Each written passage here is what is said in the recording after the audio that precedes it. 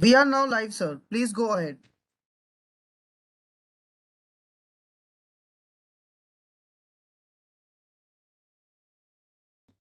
On mute. Please unmute yourself, Dr. KCG. Namaskar and welcome to another edition of our webinars in the series Illness to Wellness. SOCHM has been organizing these webinars since more than 2 years now, and we have been touching upon very important topics and creating awareness about health, about lifestyle, and especially during the period of COVID, many webinars were organized through which a lot of information was disseminated about how to keep yourself healthy in the COVID period, how to prevent diseases, and how to have a healthy, long, and a happy life. We've been covering most important topics concerning the health of all the individuals of society. And today, we are going to talk about a very important topic, that is awareness and preventive actions on stroke risk. Tomorrow is the World Stroke Day.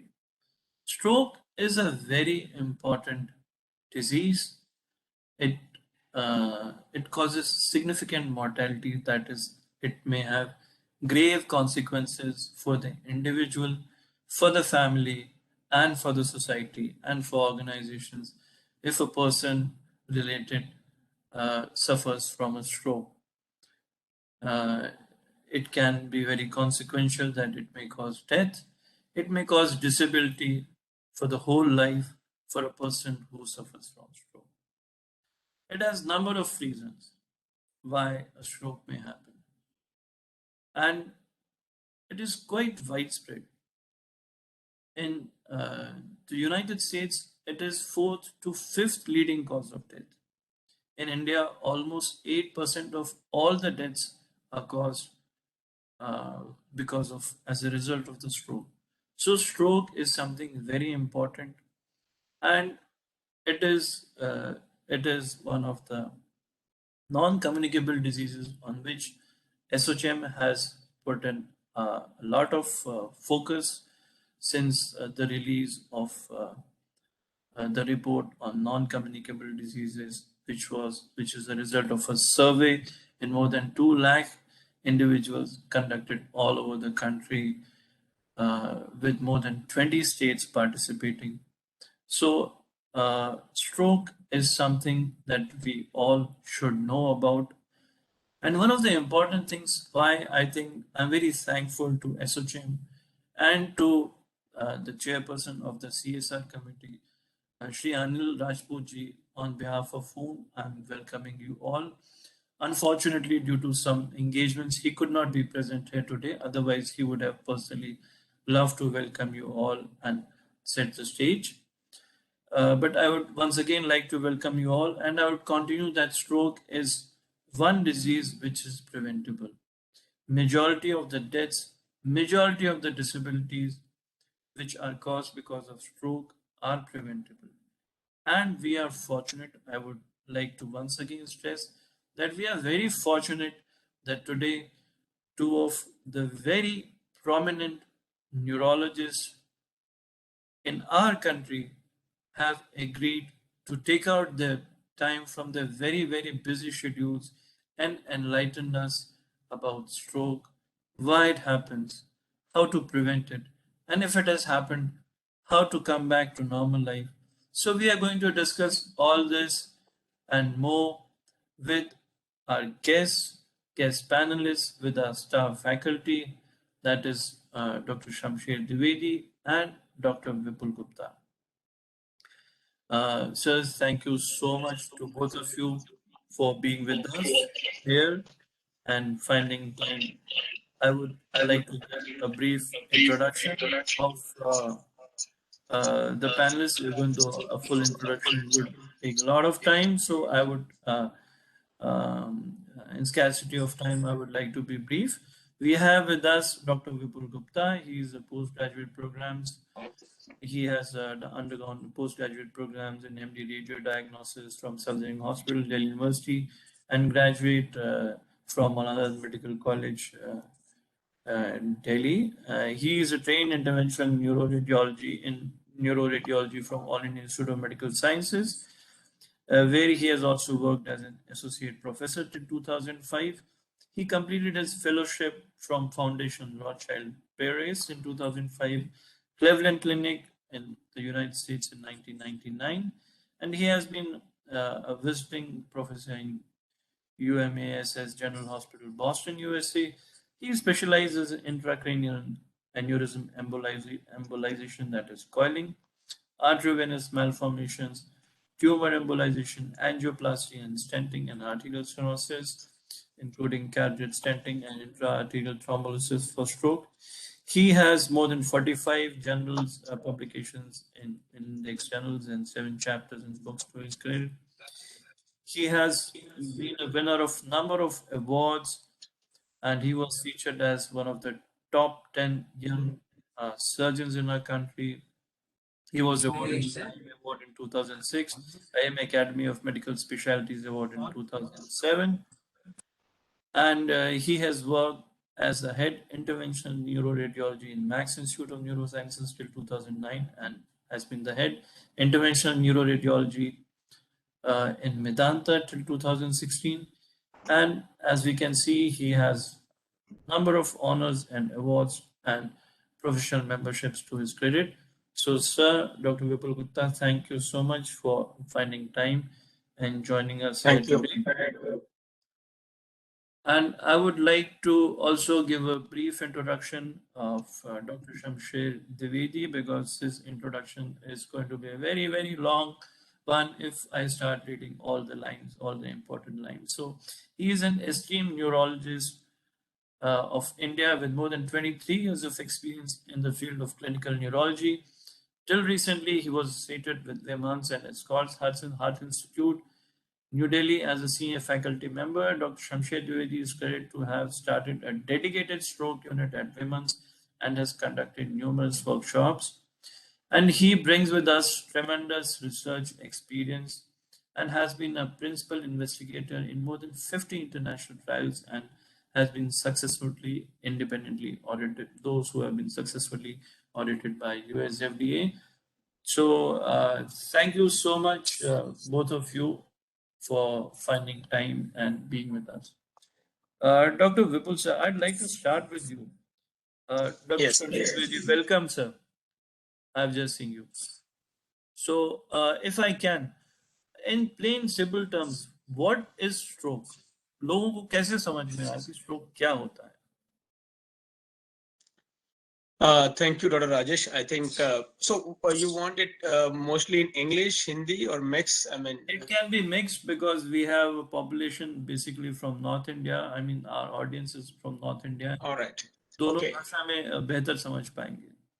So good. So stroke basically is when blood supply, जो हमारी खून की supply of brain gets disrupted, and that can be of two types. When the blood vessel gets blocked, कोई clot आ जाता है, खून की नली में block आ जाता है, and because of lack of blood supply and there is lack of cells को oxygen नहीं मिलती, and they start dying, which is called as ischemic stroke. The other kind of stroke is hemorrhagic stroke, when the blood vessel bursts to cause bleeding in the brain. कोई खून की नली burst हो जाती है, blood pressure के मारे भी होता है, या कई बार खून की नलियों में एक सूजन आ जाती है, एन्यूरिज्म्स, इनके मारे बर्स्ट करके ब्रेन में ब्लीडिंग हो जाए. So that is known as hemorrhagic stroke. So basically stroke is जब blood supply की problem से brain में damage हो जाए, that is known as stroke, and symptoms उसके वही होंगे depending upon which area of the brain has got affected. जी हाँ. Thank you, sir. Dr. Dwivedi sir, would you please enlighten us कि what could be the signs of stroke? आदमी को पता कैसे चले या घर वालों को कैसे पता चले कि जो सामने है उसको स्ट्रोक हो रही है, ये होने वाली है, ऐसे कुछ साइंस होते हैं कुछ? हाँ, एक बहुत ही सिंपल इंग्लिश का एब्रिविएशन है B fast, B fast, BEFAST, B fast, और ये अमेरिका में काफी ज्यादा इसको लोगों के बीच इसका प्रचार किया जाता है, जिससे कि ये बहुत सिंपल याद करने के लिए बी फास्ट, और इसका पहला जो अक्षर है बी, वो आता है कि अगर ये 5 चीजें हैं, BEFAST, ये 6 लेटर्स हैं, ये 6 लेटर्स जो हैं वो स्ट्रोक आइडेंटिफाई करने के लिए बहुत महत्वपूर्ण है। It's very important to remember them. B stands for any balancing issue, sudden अगर किसी को कोई बैलेंसिंग इशू हो जाए या ब्लाइंडनेस हो जाए। ई से आई से रिलेटेड प्रॉब्लम है, सडन हो। इंपॉर्टेंट चीज स्ट्रोक में है कि अगर कोई सडनली बैलेंसिंग का इशू आ रहा है, देखने में अचानक कमी हो गई। एफ से हो गया फेशियल डेविएशन, चेहरे में कोई टेढ़ापन हो गया। ए से हो गया आर्म में वीकनेस। एस से हो गया स्लरिंग ऑफ स्पीच, और टी से हो गया time to rush to the hospital. So अगर किसी आदमी को या किसी महिला को अगर अचानक देखने में, बोलने में, चलने में, हाथ का इस्तेमाल करने में अचानक कमजोरी आ जाए, जो सबसे महत्वपूर्ण चीज है, अचानक हो। रात को सोए, सुबह उठा देखे हाथ नहीं हिल रहा है, अचानक लगा कि अरे एक तरफ की चीजें दिखाई देना बंद हो गई, तो ये जो लक्षण है, इनको होने पे आदमी को उसको नेग्लेक्ट नहीं करना चाहिए, क्योंकि वो हो सकता है स्ट्रोक की शुरुआत हो और समय रहते अगर आप पहुंच जाते हैं अस्पताल, तो हो सकता है वो एक बड़ा रूप लेने से हम उसको रोक सकें। Thank you sir. It was very important कि अगर आपको ऐसे कोई भी लक्षण महसूस होते हैं, अक्सर हम लोग नेग्लेक्ट कर जाते हैं, सोच लेते हैं कि अरे ये तो कमजोरी हो गई, ये तो हाथ दब गया, ये तो मैं इस बगल सो गया था, ऐसा कुछ हो गया। सो आप उनको नेग्लेक्ट ना करें, जरूर तुरंत हॉस्पिटल जाएं, डॉक्टर के पास जाएं, and let the doctor decide whatever is to be done, whether any imaging is to be done, but admission is to be done. आप डॉक्टर की बात जरूर माने, because this can save your life and lot of disability and problems in the future. Dr. Vipul sir, tomorrow being the World Stroke Day, what is the most important thing that we are focusing on in this World Stroke Day? I think World Stroke Day इस साल की theme है Minutes Can Save Life. And why this is important is कि when stroke happens, every minute brain damage होता चला जाता है. In fact, the estimates are that every minute 20 lakh cells brain के they die each minute of stroke. तो एक तो brain बहुत स्पीड से डैमेज हो रहा है. ऑन द अदर हैंड, अगर पेशेंट टाइम पर हॉस्पिटल में आ जाए, तो many of these patients with modern treatment we can improve them और reverse stroke in them, particularly ischaemic stroke में. So the most important message this year is when the stroke happens, जैसे doctor Dwivedi ने बहुत ही अच्छा बताया, be fast, recognise करिए stroke को, एंड बिना एक भी मिनट वेस्ट किए rush to an emergency of a hospital which has a stroke unit which can do the modern treatments of stroke to reverse the symptoms. So so that's the message for the everybody and for their family members, that minutes can save life. Doctor Dwivedi sir, क्या stroke की वजह basically कहाँ होती है, क्या होती है, कहाँ से वो शुरू होती है? I know it would be a long question, but आप ऐसे कॉम्प्लिकेटेड क्वेश्चंस को इतने अच्छे से समझा देते हैं कि लोग उसको कभी भूलते नहीं और हमेशा याद रखते हैं, इसीलिए मैं जानबूझ के आपसे ऐसा सवाल पूछ रहा हूँ. जैसा डॉक्टर विपुल बता रहे थे, जैसे एक मकान, इमारत में प्लम्बिंग, जिस समय इमारत बनती है तो उसमें पाइप्स लगाई जाती हैं. आप समझिए जितनी भी आर्टरीज हैं हमारे शरीर की, वो हमारे इस शरीर रूपी जो घर है, हमारा जो एक घर है, उसकी प्लम्बिंग. और फर्क यह है कि प्लम्बिंग अगर खराब हो गई बिल्डिंग की तो उसको तोड़ के चेंज कर सकते हैं, इसको चेंज नहीं कर सकते. इसको आपको एक बार ईश्वर ने दे दिया और इसको संभाल के रखना है, ये सबसे जरूरी है. एक बार खराब होगी तो ये रिप्लेसेबल नहीं है. अब जिस तरह से प्लम्बिंग का आपको ध्यान रखना पड़ता है घर की, आप उसमें कभी ड्रेनेक्स डालते हैं, देखते हैं कचरा ना फंस जाए, उसमें ऐसी चीजें नहीं डालते हैं जिससे कि वो जल्दी ब्लॉक हो जाए। उसी प्रकार शरीर की इस आर्टरीज का भी, प्लम्बिंग सिस्टम का, इन नालियों को आपको साफ रखने के लिए और हेल्दी रखने के लिए कुछ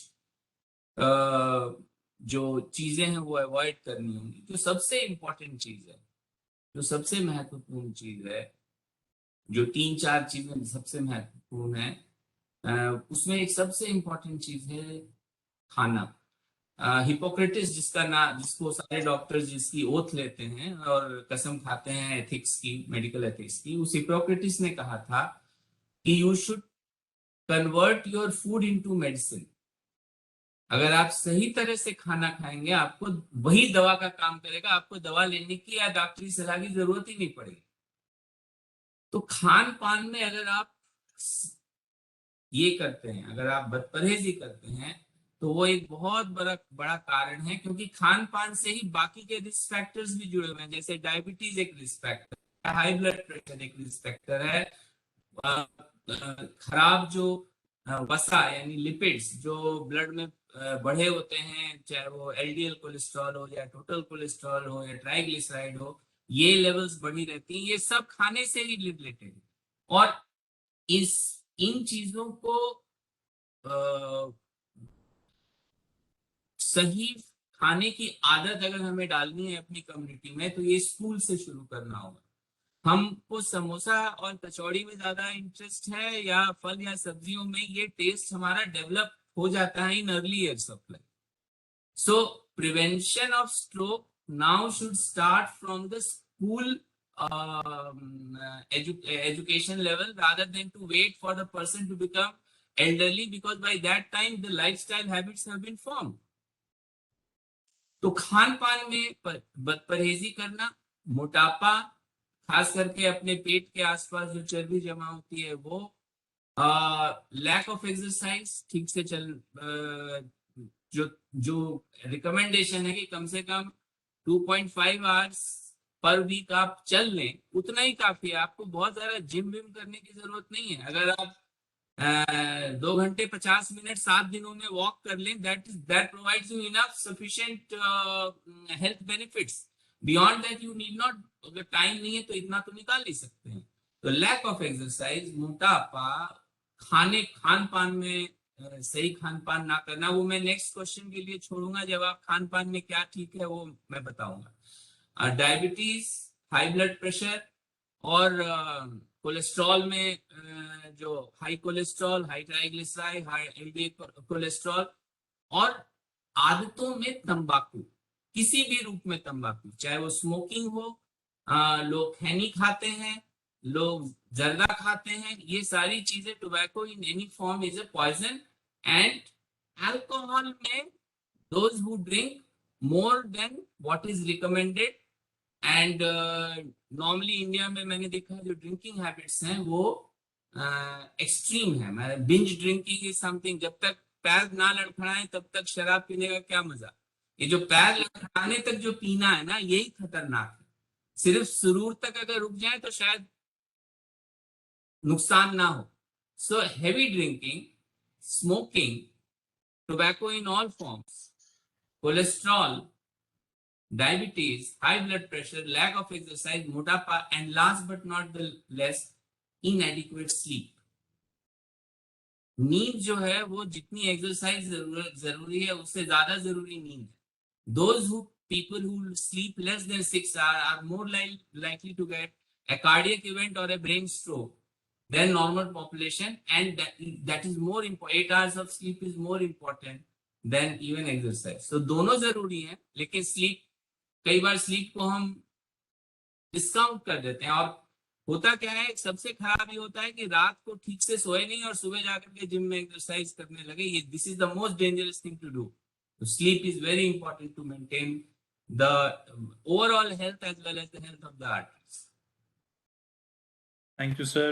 As you said very rightly, sleep, diet, exercise, they play a very, very important role in prevention of stroke. और अभी हम आपके पास बार बार आएंगे और बार बार आपसे अच्छी अच्छी चीजें सुनेंगे।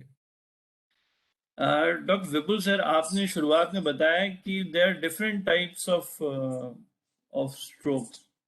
सो कुछ स्ट्रोक जो है अगर ब्रेन में क्लॉट जम जाए या ब्रेन के सेल्स को ब्लड ना मिले उसकी वजह से होती हैं। कुछ स्ट्रोक होते हैं अगर ब्रेन में ब्लीडिंग हो जाए तो इस प्रकार से होती है। तो इनके इलाज में क्या अंतर है, कुछ बताएंगे? फॉर एग्जांपल जो इश्केमिक स्ट्रोक आपने बताई, इसका इलाज कैसे होता है और इसमें जल्दबाजी क्यों करनी चाहिए? और आगे हम और प्रकार के स्ट्रोक के बारे में also we'll have discussion on haemorrhage. Thank you doctor Rajesh. I think this is very important question. Also I think doctor Dwivedi ने जो लास्ट आंसर दिया वो बहुत ही वंडरफुल था। जो उन्होंने रिस्क फैक्टर्स बताए वो अपने दिमाग में जरूर रखिएगा, because they are the key. But sadly because of risk factors या luck कह लीजिए, with age stroke can happen. So I will talk a little bit about what can we do if the stroke happens.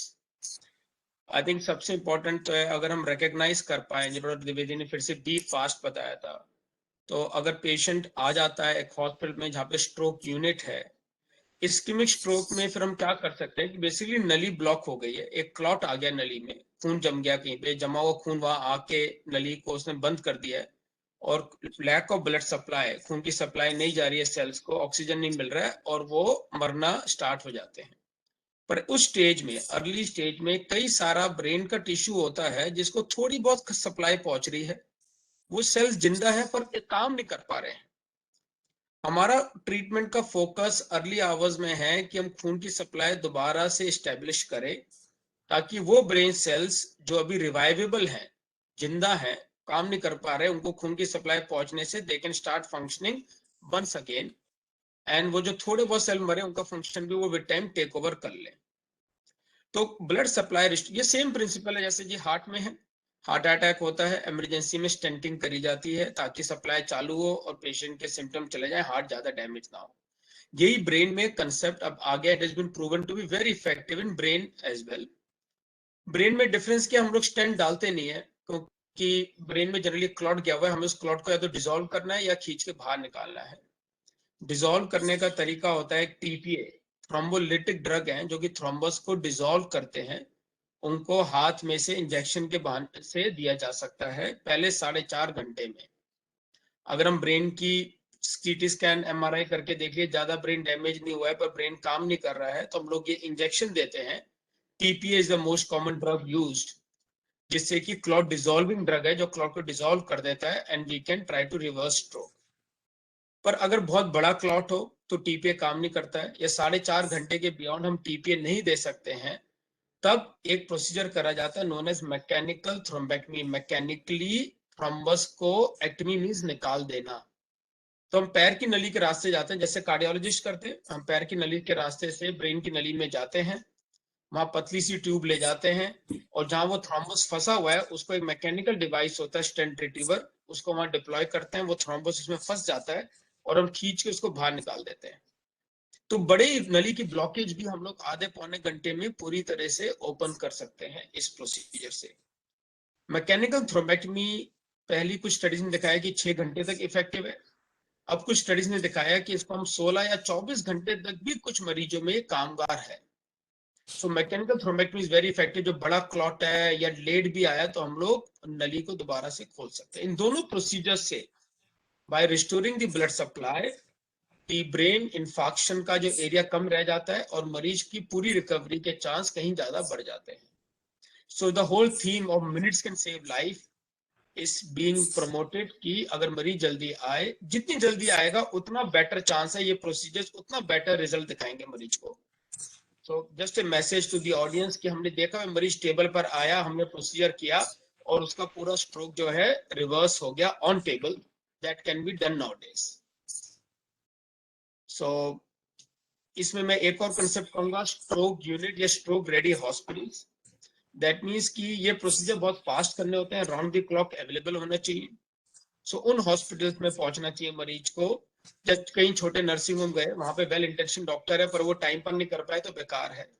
ऐसे hospital जहाँ पे thrombolysis और thrombectomy round the clock कर सके, वहां मरीज को पहुंचना चाहिए and then we can reverse stroke in many patients.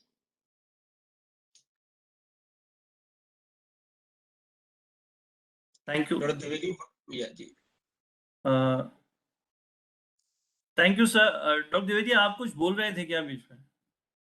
नहीं actually आपकी वो 40 मैंने order Dwivedi would like to add some few lines because this is very important part of the whole webinar. नहीं, जो डॉक्टर विपुल ने कहा वो बहुत इम्पोर्टेंट है। और इसमें ज्यादातर पेशेंट जिनका डिले होता है वो 2 वजहों से हमने देखा है।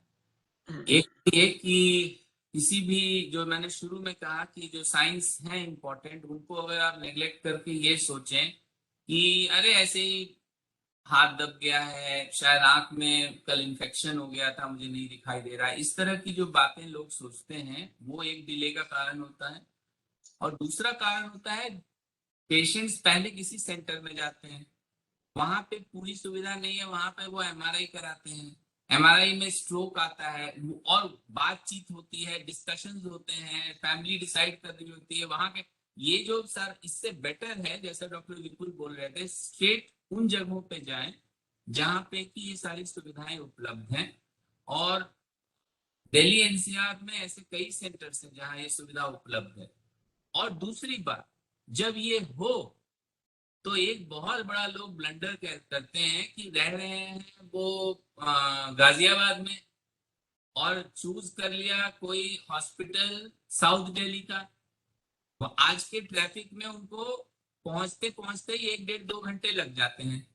तो इम्पोर्टेंट चीज ये है कि अगर पेशेंट गाजियाबाद का है तो गाजियाबाद में जो जगह अवेलेबल है वो टाइम इज ब्रेन। अगर आप टाइम लूज करेंगे तो काफी सारे नर्व सेल्स डैमेज हो जाएंगे। इसलिए आप उस जगह जाएं जो आपके घर के सबसे नजदीक, विद इन 5 किलोमीटर 10 किलोमीटर ठीक है, लेकिन 20-25 किलोमीटर दूर अगर आपने प्लान किया जाने का, that can lead to more damage. So aspire for the nearest center which has all the facilities rather than the best center in the country. जी बिल्कुल सही कहा कि ऐसी जगह जाएं जहां आपको केयर मिले, सही केयर मिले और आप वहां तक पहुंच भी पाए समय में। क्योंकि जैसे डॉक्टर विपुल ने और डॉक्टर देवी ने बताया कि पहले 4 घंटे अगर स्ट्रोक हो जाए उसके सिम्टम है तो ये बहुत इंपॉर्टेंट होते हैं। ये गोल्डन पीरियड है दिमाग को बचाने के लिए और सेल्स को बचाने के लिए। देवी जी सर, एक बात बताइए कि ऐसे क्या कुछ लोग हैं कि जिनको स्ट्रोक होने की संभावना ज्यादा होती है, दे आर मोर प्रोन और susceptible two stroke as compared to other general population? Are there any such people and how do they get to know about it? तो एक तो है कि जिन लोगों में फैमिली हिस्ट्री स्ट्रोक या हार्ट अटैक की है, जिनको जेनेटिक प्रीडिस्पोजिशन हम कहते हैं, वो लोग स्ट्रोक होने के ज्यादा प्रोन होते हैं। अब जेनेटिक्स ऐसी चीज है जिसको हम चेंज नहीं करते, जो हमें जीन्स जन्म के समय मिल गए वो मिल गए, और वो सिर्फ उसका इम्पोर्टेंस ये है कि अगर आप के फैमिली में मदर या फादर किसी को स्ट्रोक या हार्ट की प्रॉब्लम रही है तो आप शुरू से ही काफी सचेत रहें, यंग एज से ही आप सचेत रहें, क्योंकि आप जेनेटिक्स चेंज नहीं कर सकते, लेकिन बाकी के जो रिस्क फैक्टर्स जो होते हैं उसको आप मॉडिफाई कर सकते हैं, उससे आप अपने को बचा सकते हैं। जो दूसरा ग्रुप ऑफ पेशेंट्स जिनको स्ट्रोक होने का चांस ज्यादा होता है वो लोग हैं जिनकी लाइफस्टाइल में अल्कोहल का इंटेक बहुत ज्यादा है, क्योंकि उनको एक हार्ट की बीमारी होने के चांसेस ज्यादा होते हैं, जिसको एट्रियल फिब्रिलेशन कहते हैं। हेवी ड्रिंकर्स को एट्रियल फिब्रिलेशन होने के चांसेस ज्यादा होते हैं। अगर उनको एट्रियल फिब्रिलेशन है, कार्डियक एरिथमिया है, एरिथमिया मतलब जो दिल की जो धड़कनों से संबंधित जो बीमारियां आती है, जहां दिल की धड़कन रेगुलर नहीं होती है, इरेगुलर हार्ट बीट वाले जो पेशेंट्स हैं, उनको स्ट्रोक का रिस्क बहुत हाई है और उनको स्पेशल ब्लड थिनर्स दिए जाते हैं। एक नॉर्मल ब्लड थिनर हम एस्पिरिन जानते हैं, लेकिन उनको हम स्पेशल ब्लड थिनर देते हैं जिससे कि स्ट्रोक की संभावना बहुत हाई होती है। तीसरा ग्रुप वो है कि मान लिया किसी को हार्ट अटैक हो गया। अगर हार्ट अटैक हो गया तो आप ये मान के चलिए कि अगर हार्ट की खून की नलियों में ब्लॉकेज है तो मान के चलिए कि इनके ब्रेन की खून की नलियों में भी ब्लॉकेजेस होंगी। और उल्टा भी सही है, अगर स्ट्रोक हो गया तो हार्ट अटैक का रिस्क ज्यादा है, और अगर हार्ट अटैक हो गया तो स्ट्रोक का रिस्क ज्यादा है। और मोर और लेस जो प्रिकॉशंस है वो भी सेम है। लेकिन एक बार हार्ट की बीमारी अगर हो गई तो कार्डियोलॉजिस्ट और न्यूरोलॉजिस्ट से मिल करके आपको कुछ एक्स्ट्रा प्रिकॉशंस लेने पड़ेंगे, जिससे कि स्ट्रोक की संभावना कम हो जाए। लाइफस्टाइल का जिक्र मैं ऑलरेडी कर चुका था। जो लोग स्मोकर्स हैं, जो लोग सेडेंटरी लाइफस्टाइल में हैं, जो वॉक नहीं करते, जो अल्कोहल का मैंने बता ही दिया, और जो स्ट्रेसफुल लाइफस्टाइल जिनकी, स्ट्रेस को पहले उतना इम्पोर्टेंस नहीं दिया जाता था, लेकिन ज्यादा से ज्यादा स्टडीज अब आ रही हैं कि जिनकी हाई स्ट्रेस जॉब है उनको स्ट्रोक और हार्ट अटैक के रिस्क ज्यादा हैं। ये अब आ रहा है। अच्छा, एक चीज में इसका जिक्र बहुत कम होता है, ये जो पोल्यूशन है जिसके बारे में हम लोग काफी कॉन्शियस हैं, लेकिन हम सिर्फ लंग्स से एसोसिएट करते हैं। लेकिन ये पाया गया कि जहां पे जो ये स्मॉल जो पार्टिकल्स होते हैं, एक तो बड़े डस्ट के पार्टिकल होते हैं जो लंग्स में जाके बैठ जाते हैं, लेकिन जो माइक्रो पार्टिकल्स होते हैं, नैनो पार्टिकल्स जो डस्ट के होते हैं, वो खून की नली में जाते हैं और एथेरोस्क्लेरोसिस को बढ़ावा देते हैं, and that is now A known risk factor for atherosclerosis. So air pollution, particularly of the finer particles in the air, is a now known cause of atherosclerosis. Atherosclerosis का मतलब हो गया खून की नली में जो ब्लॉकेजेस आती हैं। इसलिए ये पोल्यूशन जो है, इसका सिर्फ लंग से संबंध नहीं है, इसका स्ट्रोक और हार्ट अटैक से भी संबंध है, क्योंकि एथेरोस्क्लेरोसिस का रिस्क फैक्टर है। तो इसलिए जो पॉल्यूटेड एनवायरनमेंट में रह रहे हैं, जैसे हम सभी जो दिल्ली में रह रहे हैं, दिल्ली वासी, हम सबों को स्ट्रोक का ऑलरेडी ये रिस्क फैक्टर है, चाहे हम कितना भी अपने को संभाल लें बाकी चीजों से।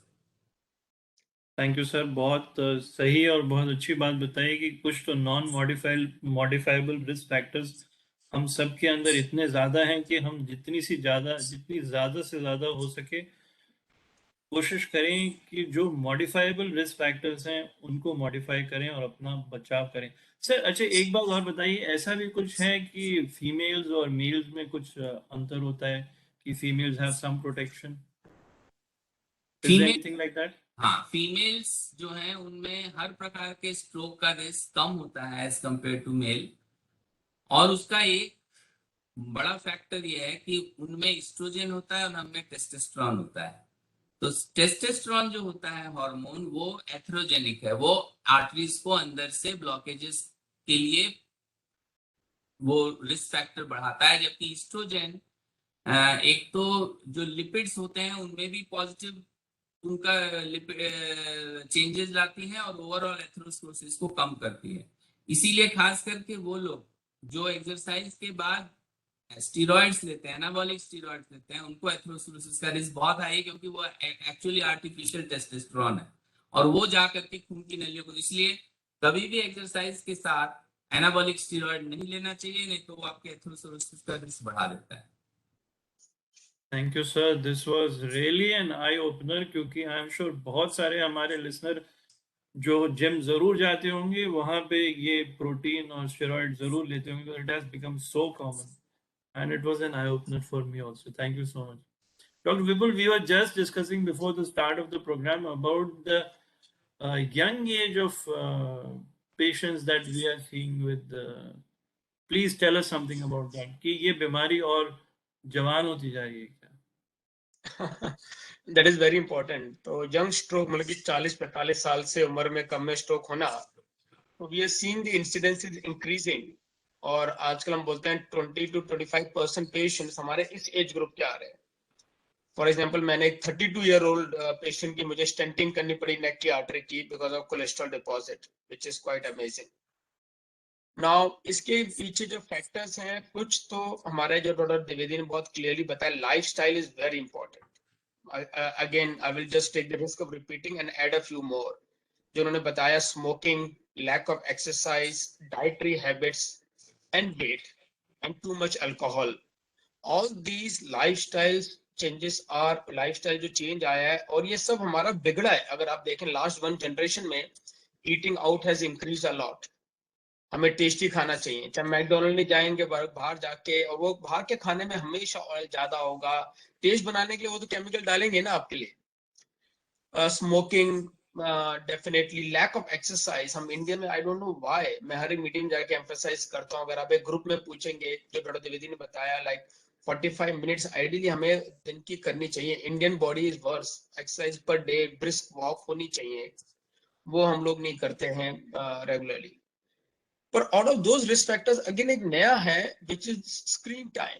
सो studies have shown there is a direct relationship, जितना स्क्रीन टाइम बढ़ता है स्ट्रोक का रिस्क बढ़ता है। क्योंकि जितना स्क्रीन टाइम है आपको बाकी हैबिट्स बैड आ जाएंगी। जितना स्क्रीन टाइम बढ़ेगा आपका eating junk eating will increase, lack of exercise will increase, interaction time will increase. So definitely देखा गया 2 घंटे के beyond screen time is a risk factor for stroke now. So अगर आपका स्क्रीन टाइम है भी ज्यादा तो you should take small breaks, walk around, ये बड़ा जरूरी है।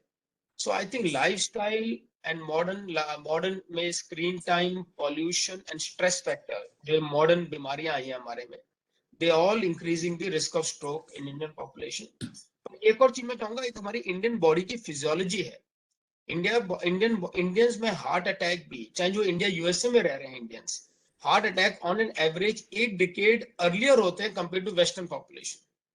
तो ये जो एक मिथ है कि हम लोग एक हेल्दी हैं, सिंपल लाइफस्टाइल है, हम बेटर हैं, सच में तो हमारी बॉडी की फिजियोलॉजी वर्स है और हम ज्यादा प्रोन है at younger age cardiovascular problems के। So we have to just, as you emphasised doctor Kesari, की we have to just be very very vigilant because of modern issues and our own physiology. Very true, sir. Very true. Sometimes I feel I don't know why God is not so benevolent on us Indians and Asians, because we have everything at lower values. Our BMI should be lower than the Caucasians and than the Europeans, because even at their so-called normal BMI levels, our BMIs are already high, and we have a greater risk of cardiovascular disease, heart attack.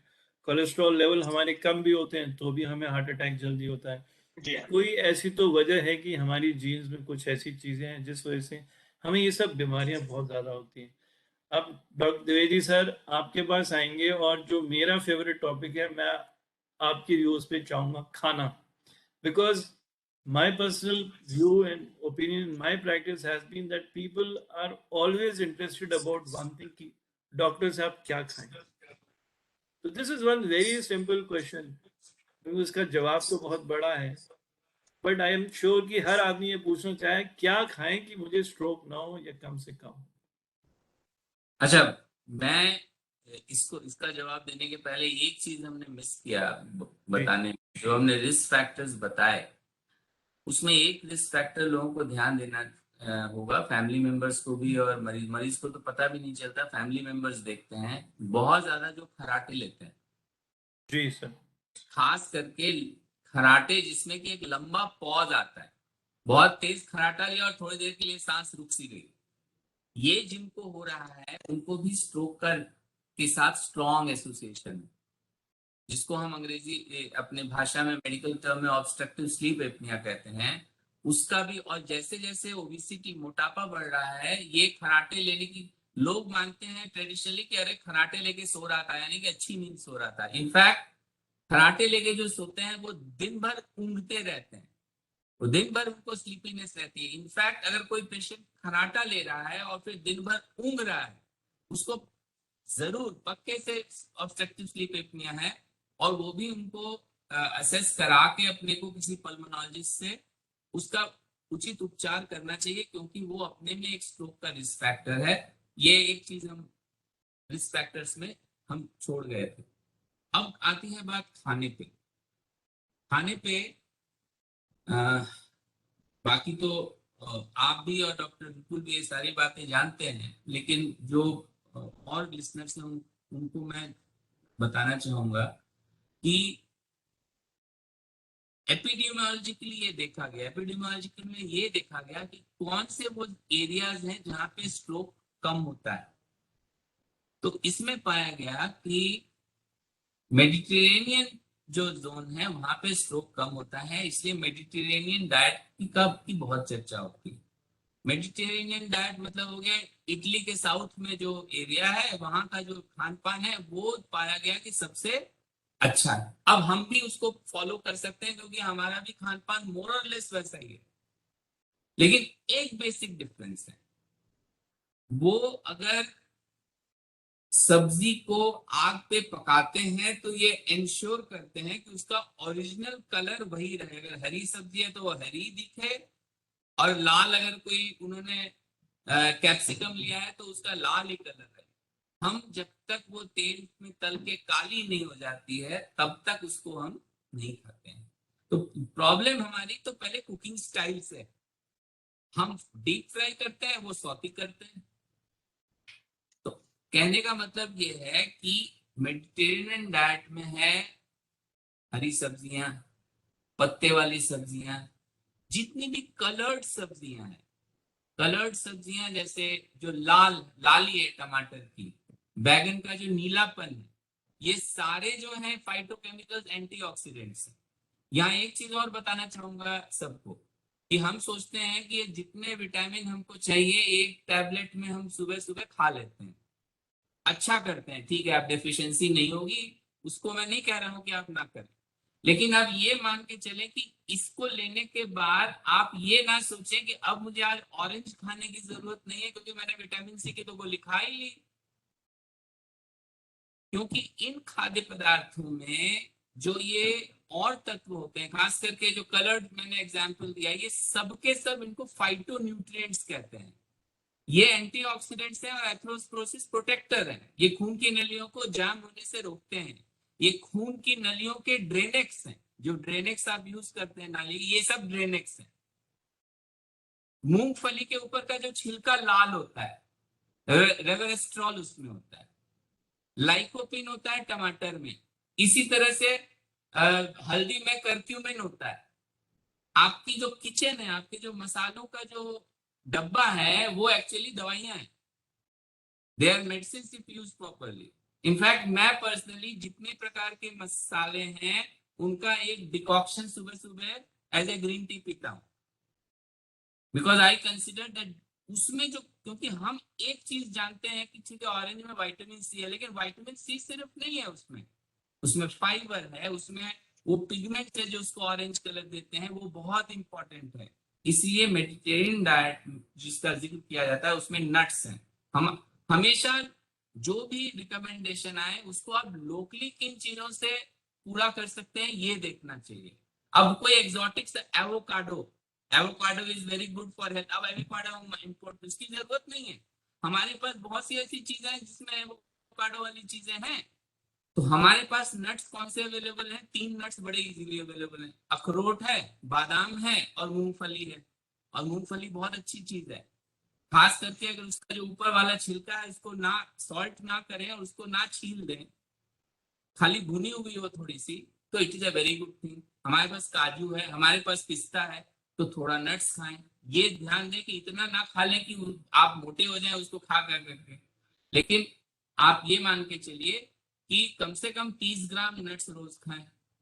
हरे पत्ते वाली सब्जियां खाएं, coloured सब्जियां खाएं, जो जैसे pumpkin पीला है, वो एक आपके लिए न्यूट्रिएंट है, उसका पीलापन।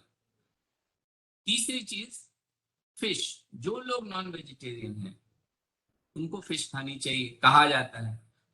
जो वेजिटेरियन है वो फ्लैक्सीड से वो चीजें पा सकते हैं, लेकिन again the fish which is prepared in the Indian style loses all its food value and it just gives you trans fatty acids. Trans fatty acids क्या है? वो तेल जो डीप फ्राई करने से पैदा होता है। जब आप तेल को जलाते हैं कढ़ाई में, उससे जो चीज पैदा होता है वो पॉइजन है। वो जो कालापन क्रिएट होता है उसको ट्रांस फैटी एसिड कहते हैं वो। और हमारी ज्यादातर जो अच्छी स्वादिष्ट रेसिपीज हैं वो उसी स्टाइल से पैदा की जाती है। सो अगर एन्यूमरेट करना हो अभी आजकल के जमाने में गूगल में आप मेडिटेरेनियन डाइट बोलेंगे तो सारा कुछ आ जाता है, मेडिटेरेनियन डाइट में क्या क्या है, लेकिन उसको कस्टमाइज करना होगा इंडिया के लिए। हरी सब्जियां, पकाने का तरीका ये हो कि सब्जी का ओरिजिनल कलर जो है वो डिस्ट्रॉय ना हो, मसाले सारे हेल्दी हैं, लोग कहते हैं तेल मसाला नहीं खाना चाहिए, नहीं तेल कम खाना चाहिए, मसाले पे कोई रोक नहीं, मसाले सारे हेल्दी हैं, वो एंटी इंफ्लेमेटरी प्रॉपर्टीज हैं। और शरीर में मिर्च, मिर्च जो है, हम एक सिंपल मिर्च को देखते हैं, मिर्च को लोग कहते हैं अरे तीता मत खाओ ज्यादा गैस्ट्रिक, नहीं कुछ नहीं होता है। जो हरी मिर्च है, it is one of the richest source of vitamin C, it has got anti inflammatory properties and anti depressant properties also.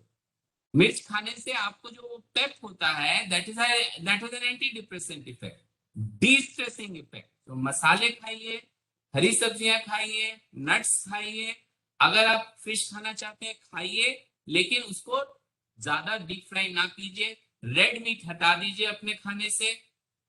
जो तेल पतला हो, पतला तेल क्या है, सरसों का तेल पतला है, ऑलिव ऑयल पतला है, ऑलिव ऑयल हर एक इंडियन अफोर्ड नहीं कर सकता, लेकिन सरसों का तेल कर सकता है।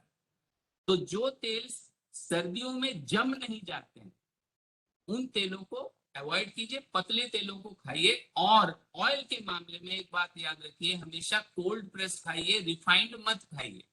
रिफाइंड जब आप ऑयल को करते हैं, बड़ा सुंदर वो दिखता है, बड़ा ट्रांसपेरेंट दिखता है, but it loses all it's nutrients, and during the processing of the oil, lot of bad fatty acids are produced. So don't go for refined oils, go for cold pressed oil. So this is the general statement about the food. Thank you so much, sir. I have become your fan. आपने इतने सरल शब्दों में, इतनी सरल भाषा में, and you have actually conveyed lot of very complicated medical issues and the way we can make our local food, readily available Indian food, healthy, and so that it should not lose its beneficial properties. One thing I think we must always pay stress, because there's a lot of hypertension, that ये जो मसाले में लोग नमक और तेल ज़्यादा डाल देते हैं. Namak, I always say that there are 3 whites which people should avoid absolutely. Try to avoid as much as possible. एक चीनी, एक नमक और एक मैदा. I'm sure you would agree. What would you say about this? हाँ, आपने doctor विपुल से पूछा या मुझसे पूछा? आप ऐड करिए and Dr. Vipul would also join. Because this is doctor Vipul जवाब देंगे इसका. See, of course, all of us know ये नमक और चीनी और मैदा, there is no dispute. There are very, very major issues and we should avoid. जो हम ये pizza, burger, breads, sadly, you know, I was so fond of bread खाना सुबह शाम, sandwiches खाना, but they should be limited. सब में मैदा का component बहुत high होता है, and these are very unhealthy.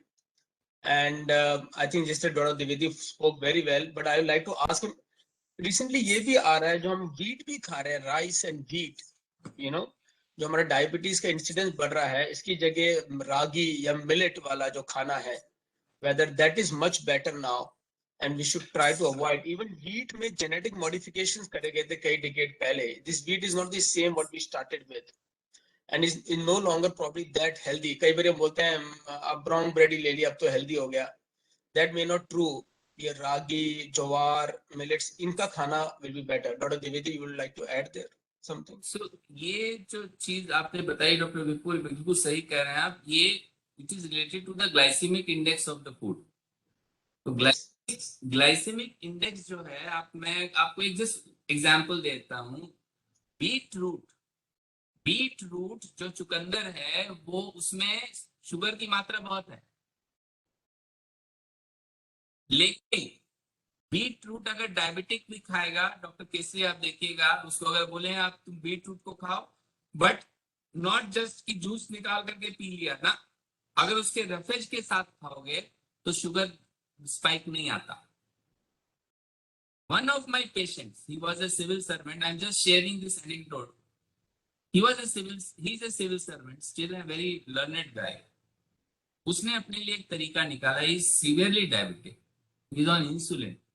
He had some, अब तो ठीक है, he has corrected his lifestyle and is now leading a happy. He found out a method where he keeps germinated gram, अंकुरित चने fridge में रखते हैं.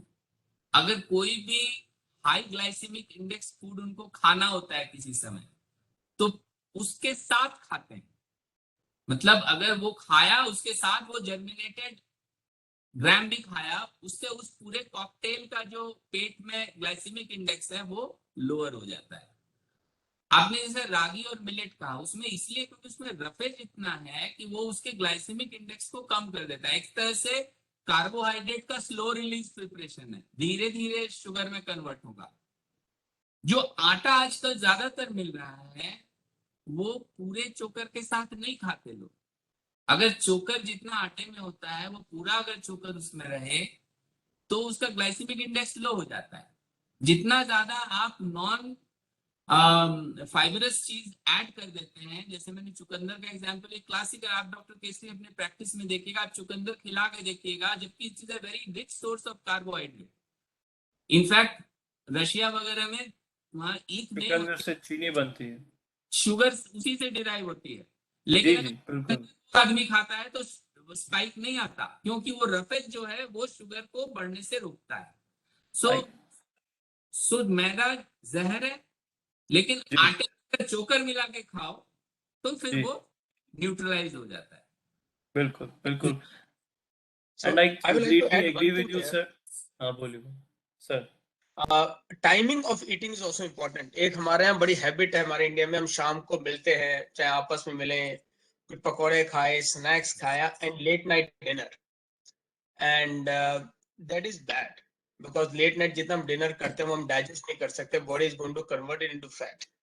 सो जो हमारा ब्रेकफास्ट अच्छा होना चाहिए, लंच ठीक होना चाहिए, और डिनर लाइट एंड अर्ली होना चाहिए, at least 2 to 3 hours before we sleep. But sadly, in all our social gatherings, we are very used to eating late after a lot of snacks. Our dinner becomes heavy, we eat unhealthy, we eat very late and just before sleeping. So that is also not at all good for us. And we should have a heavy breakfast which can metabolize through the day, and have very light and early dinner. You know, that is food. Timings is also important for whatever we do. As Yes, I will just that repeat, that non-vegetarian में fish is the best, chicken, yes, but not the red meat नहीं लेना चाहिए. Yeah. बिल्कुल बिल्कुल बिल्कुल। And completely agree with you, sir. And Dr. Dwivedi has put out such a wonderful example. I actually describe my patients कि रोटी खाने से पहले पेट भर के कच्ची सब्जी का सलाद खाओ, आप कुछ भी खाओ, आप बेशक चुकंदर भी खाओ और आप गाजर भी खाओ, बट कच्चा, unprocessed, uncooked. And it actually decreases the glycemic index of the whole meal, which is more important than one particular element of that.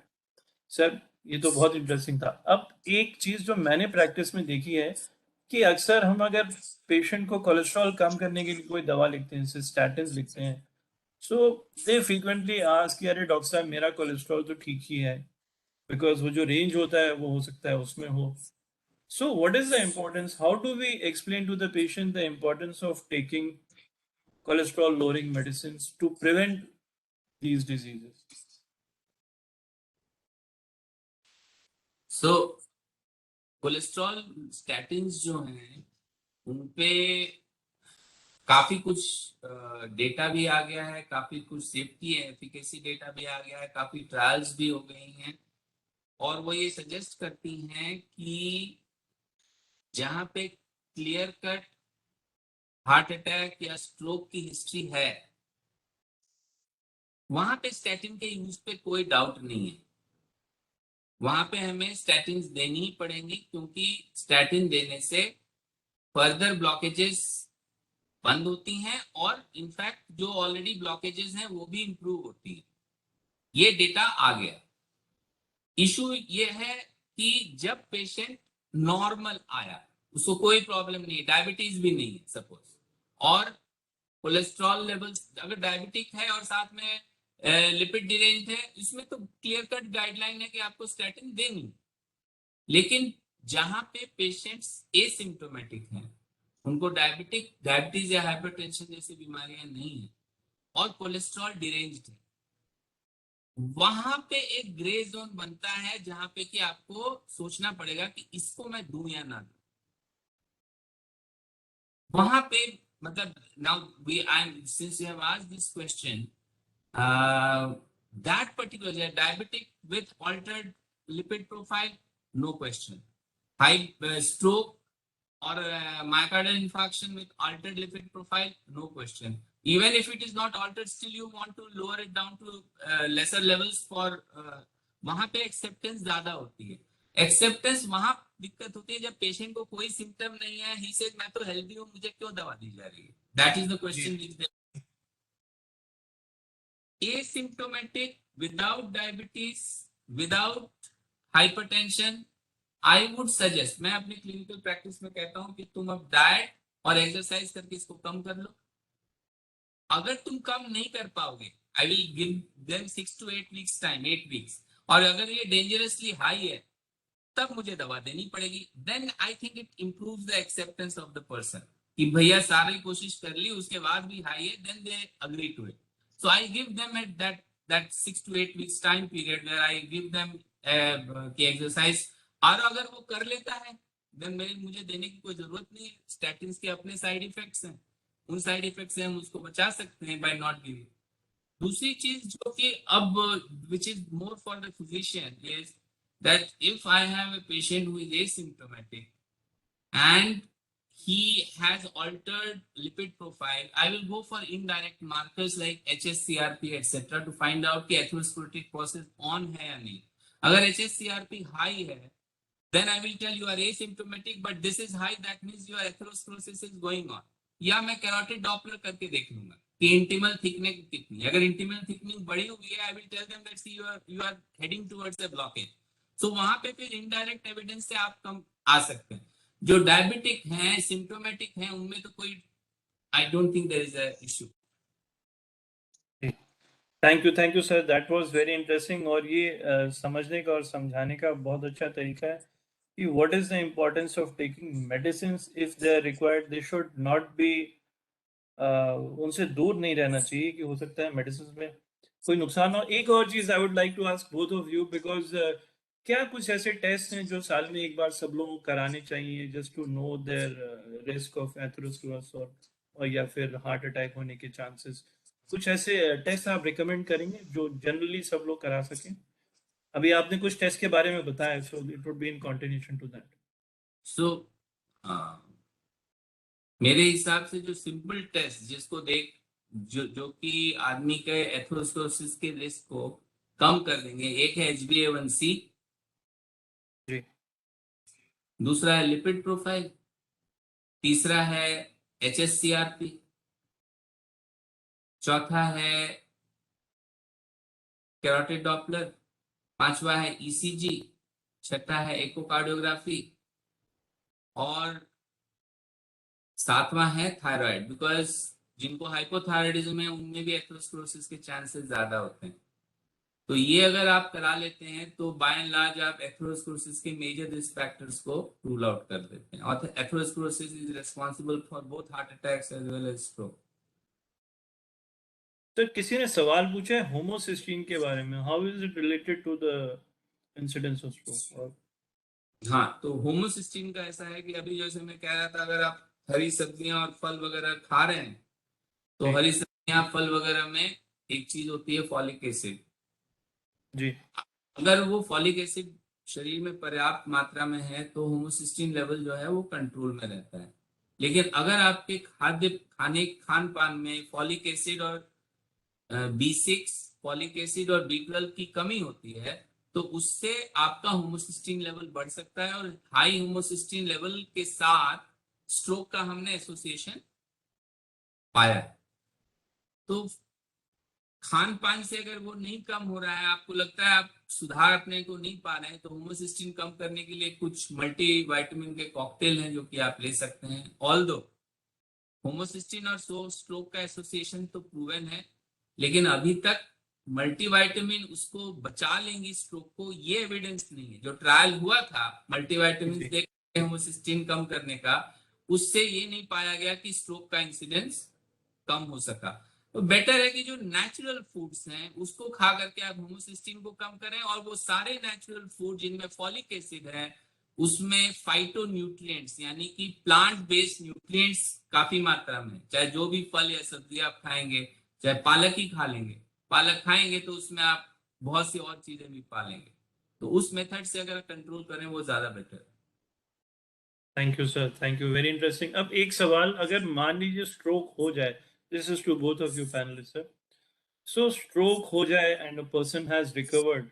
What are the important factors in rehabilitation post stroke? क्या करना चाहिए stroke होने के बाद? पहले doctor विपुल बोलेंगे फिर मैं बोलूंगा. I think I couldn't hear. So you're talking about rehabilitation. Yes, sir. Yes. He asked about rehab. All right. So I'm a I know it's a neurointerventionist. big I'll focus topic, more on but acute. अच्छा मैं आप बोलेंगे तो मैं बोलूंगा पहले, लेकिन आप ही बोलिए पहले. नहीं, आप बोलिए पहले, and then I will add on. I think that will be the better way. अच्छा, तो आप ये मान के चलिए कि जब ब्रेन डैमेज हो जाता है, चाहे वो स्ट्रोक से हो या हेड इंजरी से हो या किसी भी वजह से I हो, think हम बात देखते हैं कि 4 कम या ज्यादा रिकवरी तो होती है. रिकवरी हम पेशेंट्स को होते हुए देखते हैं. तो क्या होता है, वो तो सेल, जैसे डॉक्टर विपुल ने बताया, सेल सारे मर गए. तो मरने के बाद में रिकवरी कैसे हुई? रिकवरी इसलिए होती है कि जो डैमेज्ड एरिया है उसके आसपास का जो एरिया है, जो सराउंडिंग ब्रेन है, जो कि नॉर्मल है, वो इन डेड सेल्स का काम टेक ओवर करता है. ये जो डेड सेल्स का काम टेक ओवर करता है, इसको प्लास्टिसिटी ऑफ ब्रेन कहते हैं. प्लास्टिसिटी मीन्स कि एक ऑफिस में 100 कर्मचारी थे, 40 कर्मचारी हटा दिए गए, अब वो 60 कर्मचारी मिलके उस बाकी 40 का काम करेंगे. अब वो कितना एफिशिएंटली कर सकते हैं, ये किस चीज पे डिपेंड करेगा? ये प्रैक्टिस पे डिपेंड करेगा.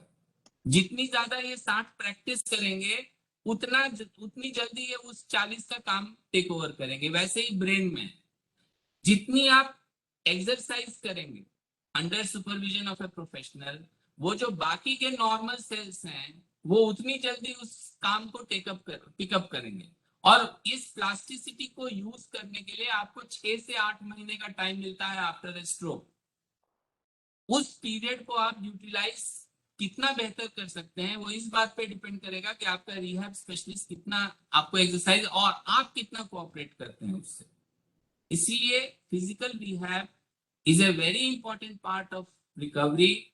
It promotes plasticity and utilizes plasticity to regain the function. And practice is the only way you can, the other cells will take up the role of the cells which are already dead. So that is the importance of rehab in neurological following stroke. so. What I would like to add 2 things. Number one, जैसे doctor Devendra ने बताया, it happens for 6 to 8 months and can slowly happen even later on. तो हम अपने patients को ये समझाना कि हर एक हफ्ते में छोटा चेंज, but that छोटा change will add up a lot when you keep doing physiotherapy.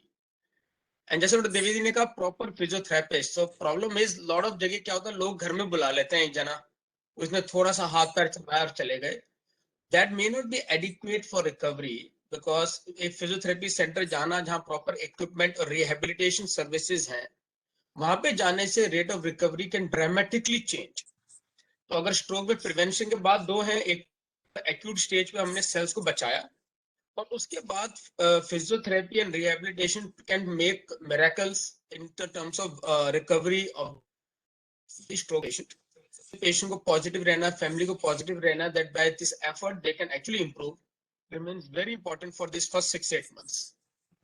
So centre पे जाना जहां पे प्रॉपर रिहैब सर्विसेज हैं. सैडली इंडिया में अच्छे सेंटर्स कम है हमारे, that's a sad truth, but rather than घर में ही फिजियोथेरेपी करना and keep working at it, that can make wonders in the long term. Thank you. I think this is a very important topic because we are trying to focus on the topics which are of importance and which people frequently do not understand. कि stroke होने के बाद भी बहुत सारे cases में पूरी तरह बॉडी का फंक्शन वापस आ सकता है अगर आप सही समय पे सही उपचार शुरू कर दें. Just as you discussed about the importance of taking the patient to a stroke center कि जहाँ पे उनकी ट्रीटमेंट इमिडिएटली पहले 4 घंटे के अंदर शुरू की जा सके. और ऐसे अगर स्ट्रोक हो भी गया है तो उसके बाद अगर प्रॉपर फिजियोथेरेपी समय पे शुरू की जा सके, so it can do wonders for the patients who have undergone the stroke. I think we have discussed some very important topics that were very pertinent. Some few small questions which I personally have. Is there any role of stem cell therapy in rehabilitation of stroke? No? Not proven till now in one line. There Not are some proven. studies, but it is not part of recommendations at all at this point of time. No. Okay. And one thing I think if you would throw some light on it, because at times I have heard and I have seen that patients may not have a lot of neurological symptoms as such, but they have psychiatric symptoms, there's sudden change in behavior, which can also be a signal of stroke. Is it that way also, sir? Yeah, so post stroke depression is a distinct entity. Stroke के बाद depression जो है वो एक अलग से chapter है books में हमारे स्ट्रोक के पोस्ट स्ट्रोक डिप्रेशन. ये जो पोस्ट स्ट्रोक डिप्रेशन है ये कॉमनेस्ट साइकेट्रिक प्रॉब्लम है आफ्टर ए स्ट्रोक. और अगर पेशेंट आता और वो इसलिए आइडेंटिफाई करना और ट्रीट करना जरूरी है क्योंकि अगर पोस्ट स्ट्रोक डिप्रेशन हो गया तो रिहेबिलिटेशन सफर करेगा. पेशेंट इन्वॉल्व ही नहीं होगा रिहेबिलिटेशन में. फिजियोथेरेपिस्ट कोशिश कराएगा तो उसको गाली दे के मार के भगा देगा, रोना शुरू कर देगा. So the moment family feels that this patient with stroke is now becoming sad, don't take it as a natural part of the disease. Immediately that needs to be corrected. Otherwise the rehabilitation and future recovery will suffer. Number one. Number two, stroke अगर brain के किसी critical area में damage हो गया तो उससे दो चीजें हो सकती हैं. एक तो आदमी की बोली जा सकती है और उसके बाद जो वो आदमी बातचीत करता है वो बड़ा गिबरिश का मतलब अजीब अजीब शब्द निकालेगा जिसका कोई अर्थ नहीं है. आज लोगों को लगता है पागल हो गया. पागल नहीं हो गया पेशेंट, उसका लैंग्वेज एरिया जो है वो डिस्ट्रॉयड हो गया. और तीसरी जो चीज है वो ये मेमोरी. ब्रेन के कुछ क्रिटिकल एरिया हैं जैसे मीडियल थैलेमस है, एमिगडाला है. इन एरियाज में अगर स्ट्रोक हो गया तो उसकी वजह से आदमी की याददाश्त अफेक्ट हो जाती है. फिर लोग कहते हैं कि इसको साइकेट्रिक प्रॉब्लम हो गई. तो एक तो किस एरिया में स्ट्रोक हुआ है उससे आदमी के व्यवहार में फर्क पड़ सकता है. लेकिन इन जनरल स्ट्रोक से अच्छी रिकवरी के बावजूद भी आदमी पोस्ट स्ट्रोक डिप्रेशन में जा सकता है. उसका इलाज कराना बहुत जरूरी है. One more thing, I think probably this would be the last question. So एक बार स्ट्रोक होने के बाद क्या स्ट्रोक होने के चांसेस और ज्यादा हो जाते हैं? Is it so that people who've already had a stroke they are more prone to suffer from strokes? They should be more careful. ये तो डॉक्टर विपुल ही जवाब देंगे इसका. I think Dr. Dwivedi knows this very well, but yes, absolutely. भाई जिसको भी risk factors हैं, hypertension, diabetes, cholesterol, lifestyle changes, they are more prone to stroke. And already उनके अंदर atherosclerotic changes develop हो चुके हैं या उनको cardiac disease है जिसके हमारे stroke हो रहा है. So all these patients, any stroke patient is more prone to heart attack as well as stroke. And the same way, any heart attack patient is more prone to further heart attack and stroke. तो इसकी सबसे बड़ी importance ये है कि patient को समझाना कि lifestyle changes they have to make in their life and maintain them. And number 2, medicines should not be stopped. एक बार आपने ब्लड थिनिंग मेडिसिन दे रहे हैं या उनको स्टैटिन की जरूरत है, those changes they have to maintain on longer follow up and they should come on regular follow up. ये मॉनिटरिंग जो डॉक्टर द्विवेदी ने बताया, जो टेस्ट होते हैं मॉनिटरिंग के लिए बताया कि हमें लिपिड प्रोफाइल देखना है, HbA1c लेवल देखना है, कल अगर थायराइड डिजीज तो थायराइड को मॉनिटर करना है. इसका लॉन्ग टर्म करना है. ये बड़ा इंपॉर्टेंट है कि हमारे देश में क्या है कि दवाई को आर्टिफिशियल मानते हैं. हम फोन से बात कर रहे हैं, हर कोई बात करते रहेंगे, कोई नहीं बोलेगा कि आर्टिफिशियल है मैं तो जाके बात करूंगा, बट दवाई आर्टिफिशियल है. And many of these patients 6 महीने 1 साल में फ्रस्ट्रेट हो जाते हैं इस चीज से. हम बताते हैं life long changes are needed. And वो कहीं फ्रैंकली रामदेव की याला योगा आसन से डायबिटीज चली जाएगी. योगा करने में कोई बुराई नहीं है, it's healthy, but you can not ignore the blood pressure and diabetes and cholesterol issues. तो एक टेंडेंसी है to get away from this and अब मैंने छोड़ दिया, अब तो मैं ठीक हो गया. सो इन सब की importance, any stroke patient, not only stroke, heart attack होना, मैं पेशेंट को समझाता हूँ ये कि भैया ये बीमारी कल ब्लाइंडनेस करेगी, हार्ट अटैक करेगी, पैर खराब करेगी, किडनी खराब करेगी. दवाइयां लॉन्ग टाइम लेनी है और lifestyle changes long term maintain करना है. ये बड़ा इंपॉर्टेंट है. मेरा एक फेवरेट डायलॉग है पेशेंट्स को, भैया आप नहीं सुधरोगे, सिर्फ हॉस्पिटल में खर्चे ज्यादा होंगे. हम जैसे डॉक्टर के लिए अच्छा है, पर देख लो अपना आप ट्रीट कर लो या आपको हॉस्पिटल में लाखों खर्चने हैं. So this point cannot be re-emphasized enough कि long-term changes and long-term medicines are needed, long-term monitoring is needed, and family has to accept this as a healthy advice rather than कि कोई हमारे सिर पर एक obligation या एक artificial चक्कर में हम आ गए.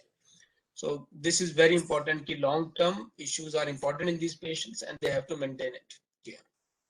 I think that was a very एक nice. line- Yes. एक Sir. लाइन ऐड करूंगा जो डॉक्टर एक ही लाइन है कि with the available medicines and correct lifestyle you can reduce the risk of getting a stroke by 90%. कहने का मतलब stroke का रिस्क तो ज्यादा है, लेकिन साथ में उसकी सिल्वर लाइनिंग ये है कि अगर आप आचार विचार व्यवहार आहार सब ठीक रखते हैं तो 90% कम रिस्क हो जाता है. इसलिए टेंशन लेने की बात नहीं है. मैं फैमिली को ही बोलता हूँ देखो अगले 20 साल तो तुम एक्टिव रहना चाहोगे ना, तो बोलते हैं हाँ मैं ना फिर ये फॉलो कर लो. Then you have to inspire them in some ways, you know. Yeah. I think they couldn't have been better concluding remarks than just what was said कि आचार विचार व्यवहार और आहार आहार अगर इन 4 चीजों का आप ख्याल रखें तो इससे आप हमेशा स्वस्थ और खुशहाल रह सकते हैं. I am so grateful to both of you कि आपने समय निकाला and you shared so much wonderful ideas and information with us and our viewers. It was really very, very interesting and a great learning experience, and for me myself as well. Especially in the simple words that you put up across everything about diet, about food, and not just the material, even about the ways of preparation of food which would be healthy and which would be beneficial not only in preventing stroke but also preventing other lifestyle diseases like hypertension, diabetes, and controlling their complications. Thank you so much, Dr. Shamsher Dwivedi. Thank you so much for being with us, and thank you so much, Dr. Vipul, for being with us. And you also so elaborately explained the treatment aspects and the lifestyle changes that we all need to do, and so many more things. So thank you so much for being with us. On behalf of SHM, on behalf of all our viewers, and on behalf of Mr. Anil Rajput, who's the chairperson of the CSR committee of SHM, I would like to thank you once again from the bottom of my heart. Thank you so much. Thank you. It was a pleasure. Thank you. It was a pleasure. Pleasure for me. Namaskar. Namaskar.